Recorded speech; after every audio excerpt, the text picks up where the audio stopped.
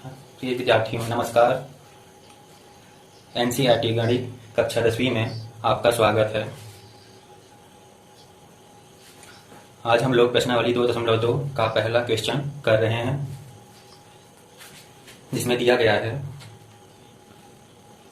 निम्न द्विघात बहुपदों के शून्य ज्ञात कीजिए और शून्यकों तथा गुणांकों के बीच संबंध की सत्यता की जांच कीजिए।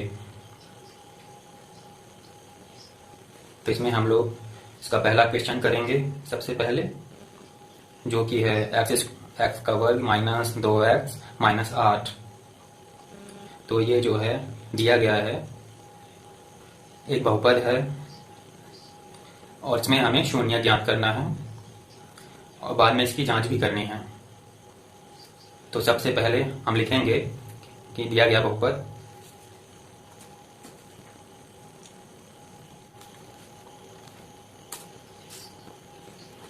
हम इसको लिखने के बाद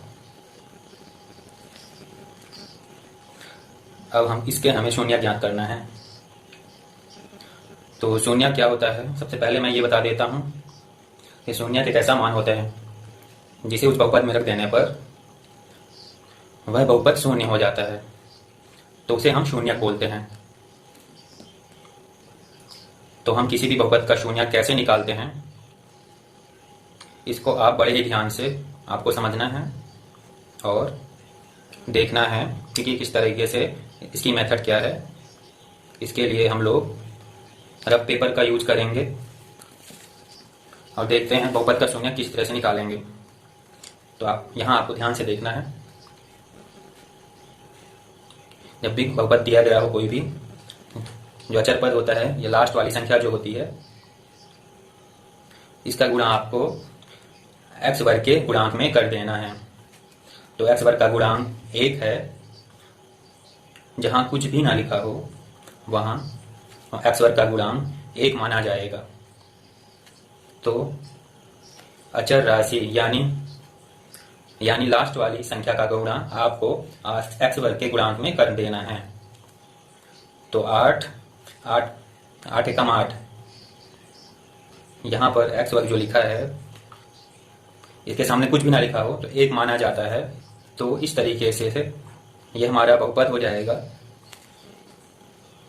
तो ये जो 8 है, इसका गुणा हम 1 में करेंगे तो आएगा 8 एकम 8। अब आपको ऐसी दो संख्याएं ज्ञात करनी है, दो संख्याएं खोजनी है जिनका गुणा 8 हो, लेकिन जोड़ना घटाना माइनस का 2 हो। तो सबसे पहले हम चेक करते हैं तो ऐसी कौन कौन सी दो संख्याएं हैं जिनका गुणा उनका 8 होता हो। तो हमने कहा 8 एकम 8 होता है पहला, तो दूसरा 4 दूनी 8 होता है, और तो होता नहीं है। तो इसमें से हमने देखा कि हमें जो जोड़ने घटाने में चाहिए वो है -2। तो 8 और 1 में 2 का अंतर नहीं है, तो ये संख्याएं 8 और 1 नहीं हो सकती। लेकिन यदि हम 4 और 2 की बात करें तो 4 और 2 में 2 का अंतर है, लेकिन हमें चाहिए -2। तो हम क्या करेंगे, 4 जो है बड़ी संख्या है, 4 है, छोटी संख्या 2 है, तो बड़ी संख्या 4 का चिन्ह जो है उसे ऋण का कर देंगे। तो छोटी संख्या का चिन्ह धन का ही रहेगा। तो ऋण का 4 है और धन के 2 है। माइनस का 4 प्लस का 2 ये घट जाएगा, तो अंतर पता चल जाएगा, तो माइनस का 2 आएगा। तो माइनस का 4 और प्लस का 2 है, तो माइनस का 2 आंसर आएगा। तो हमें -2 मिलेगा। तो हमारी संख्याएं होंगी -4x और +2x। हम जब भी संख्या खोजेंगे तो इसके पीछे x लगा देंगे। तो हमारी संख्या होगी -4x और +2x। इसको एक बार फिर से समझ लेते हैं। यहाँ पर जो भी बहुपद में लिखा होता है, सबसे पहले उस लास्ट वाली संख्या का का गुणा आपको x वर्ग के गुणांक से कर देना है। जैसे 8 एकम 8, तो आप यहाँ पर करोगे 8 एकम 8। अब आपको ऐसी संख्या खोजनी है जिनका गुणा 8 हो। तो हमने कहा 8 एकम 8 होता है, 4 दूनी 8 होता है, लेकिन यहाँ पर आपको यहाँ पर ऐसी संख्या सिलेक्ट करनी है जिनका जोड़ना घटाना -2 हो। यहाँ से पता चलता है कि जोड़ना घटाना, तो यहाँ आपको गुणा करना है। तो जिनका जोड़ना घटाना -2 होता है, तो हमने कहा 8 और 1, 8 और 1 जो है उसमें 2 का अंतर नहीं है, तो 8x और 1x नहीं हो सकता। लेकिन 4 और 2 दोनों में 2 का अंतर है, लेकिन हमें चाहिए -2। तो हमने कहा बड़ी संख्या को ऋण का कर देते हैं और छोटी संख्या को धन का कर देते हैं। जब इनको हम जोड़े घटाएंगे -2 आएगा, तो हमारी संख्या बनेगी -4x + 2x। तो आइए हम उन दोनों संख्याओं को लिख लेते हैं।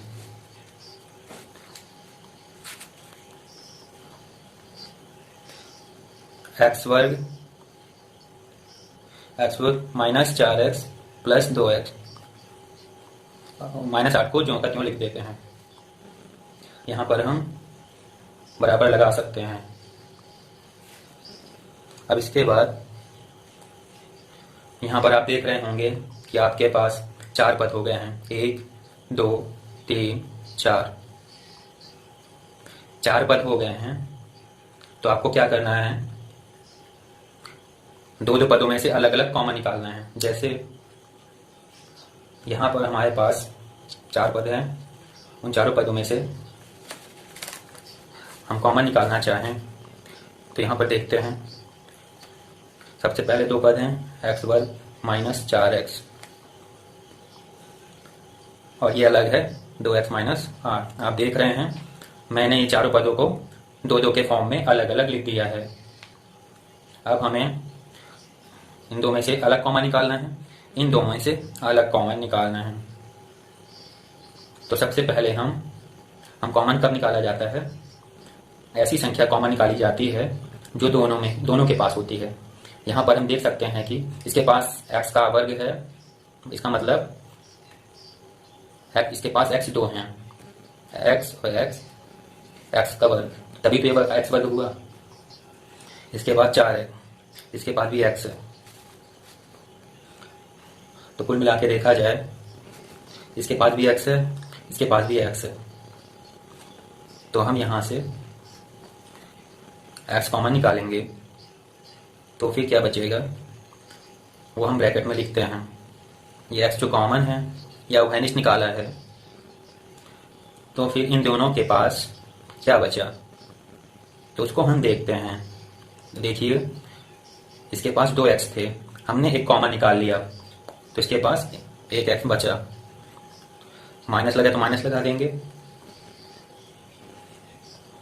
ये भी हमने कॉमन निकाल लिया है, तो इसके पास बचा ओनली 4। तो इस तरीके से हम लिखेंगे। आइए यहाँ पर लिख लेते हैं। इन दोनों में से हमने x कॉमन निकाला है। जैसे ही हमने कॉमन निकाला, यहाँ x वर्ग था, तो एक निकल भी गया, तो एक तो बच गया।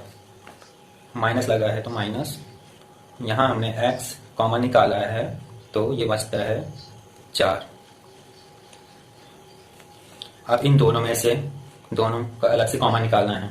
तो ये देखिए यहाँ पर x है, लेकिन यहाँ पर x नहीं है। यहाँ 2 है, लेकिन यहाँ 2 नहीं है। फिर भी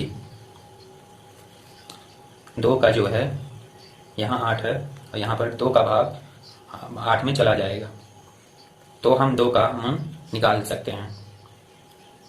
लेकिन प्लस लगा है, तो हम यहाँ प्लस लिखेंगे सबसे पहले, फिर 2 घनिष्ठ कॉमन निकालेंगे। जैसे ही हम कॉमन निकालेंगे, तो यहाँ से 2x में से 2 कॉमन निकाल लिया, बचेगा यहाँ पर x।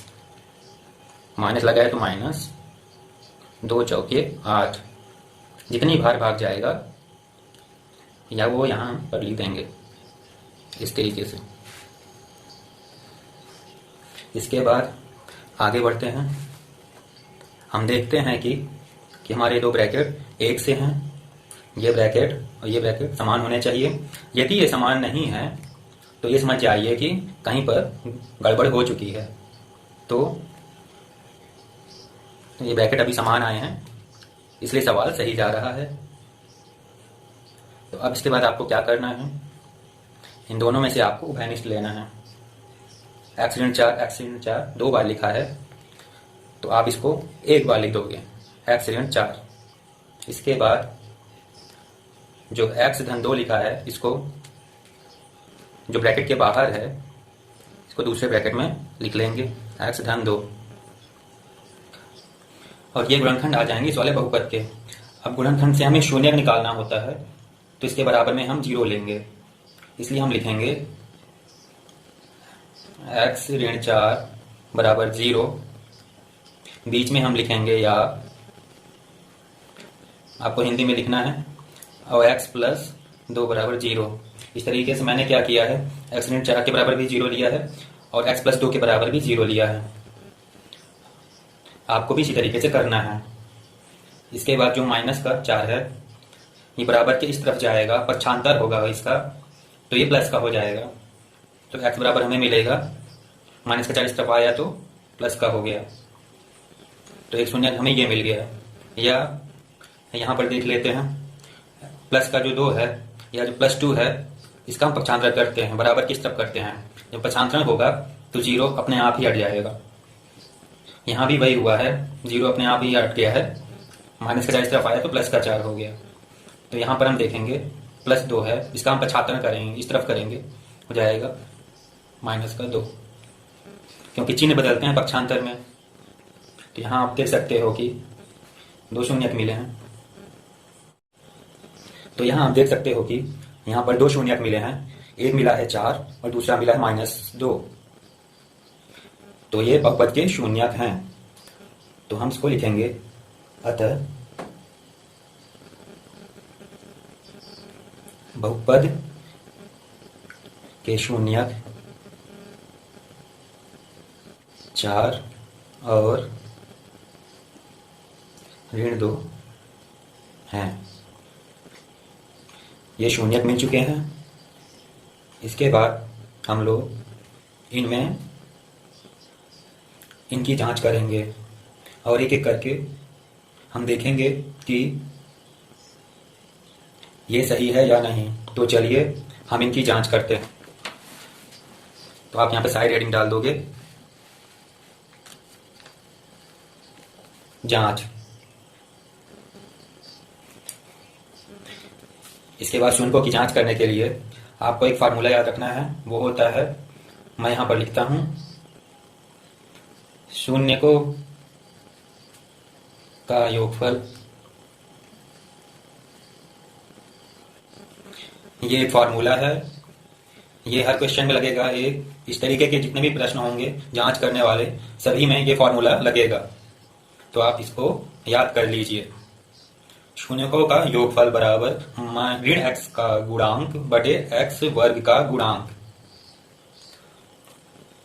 अब शून्यों का योगफल, इसका मतलब ये है, जो शून्यक है, योगफल का मतलब होता है उन्हें जोड़ दीजिए। योग माने जोड़ना। तो 4 और -2 हैं, इन दोनों को जोड़ना है। तो 4 को और -2 दोनों को जोड़ना है।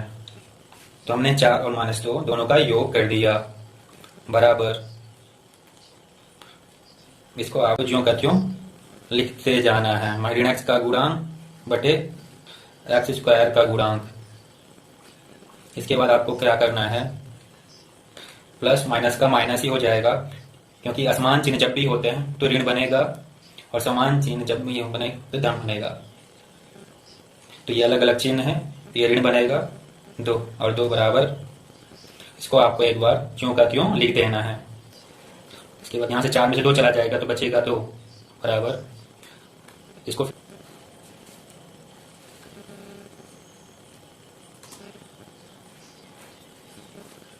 इसके बाद हम इसके बटे में 1 कर सकते हैं। अब यहाँ पर जो माइनस है इसका हम माइनस चिन्ह जो अकेला है इसको हम इस तरफ ले आएंगे। तो आपको ये याद रखना है कि जब चिन्ह अकेला इस तरफ से इस तरफ आएगा तो वो बदलेगा नहीं। अगर चिन्ह के साथ संख्या इस तरफ आएगी तो वो बदल जाएगा। लेकिन अब यहाँ चिन्ह जो है माइनस हमें इस तरफ लगा सकते हैं, -2/1 बराबर इसको हम ज्यों का त्यों लिख देते हैं। तो यहाँ से ये जो माइनस है इसको हमने इस तरफ ले आया है तो इसको यहाँ लिखने की जरूरत नहीं है। तो -2/1 बराबर x का गुणांक बटे x² का गुणांक। अब हम देखते हैं कि यहाँ पर जो माइनस है ये वाला वो इस तरफ आ गया है। तो x का गुणांक जो है वो -2 होना चाहिए और x² का गुणांक वो 1 होना चाहिए।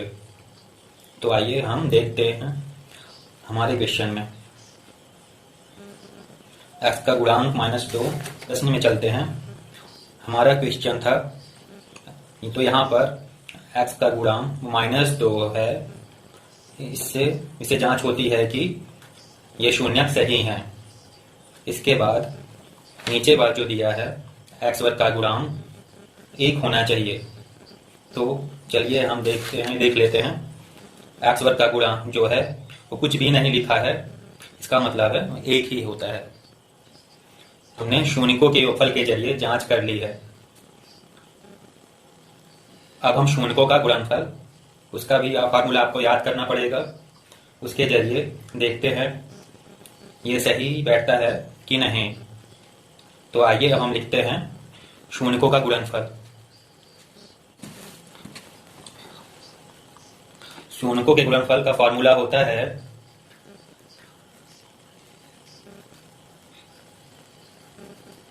बराबर अचर राशि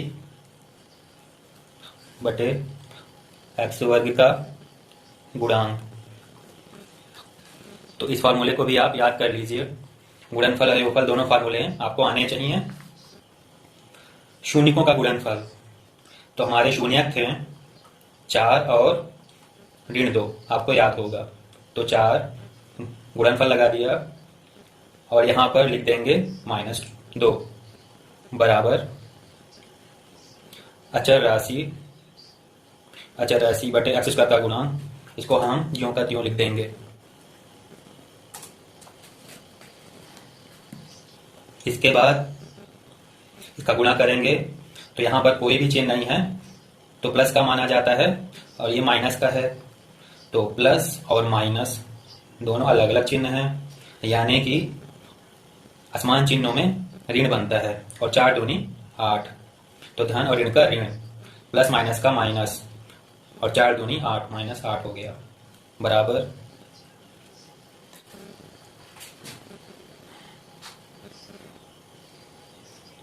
इसके बटे कुछ नहीं है तो बटे 1 कर सकते हैं।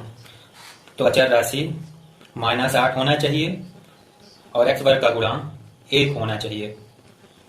आइए ये क्वेश्चन में देख लेते हैं। यह हमारा क्वेश्चन था। इसमें अचर राशि -8 सही है और x² का गुणांक 1 ही है।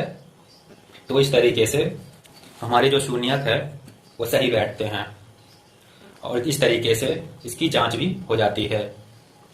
तो ये क्वेश्चन आपको समझ में आया होगा। यदि समझ में आया है तो इस वीडियो को लाइक करें और शेयर करें। अब आप इसके बाद हम लोग प्रश्न क्रमांक 2 करेंगे और इसके भी हमें शून्यकों का गुणांक और गुणांकों के बीच में संबंध की सत्यता की जांच करनी है। तो चलिए मिलते हैं अगले वीडियो में। Thank you.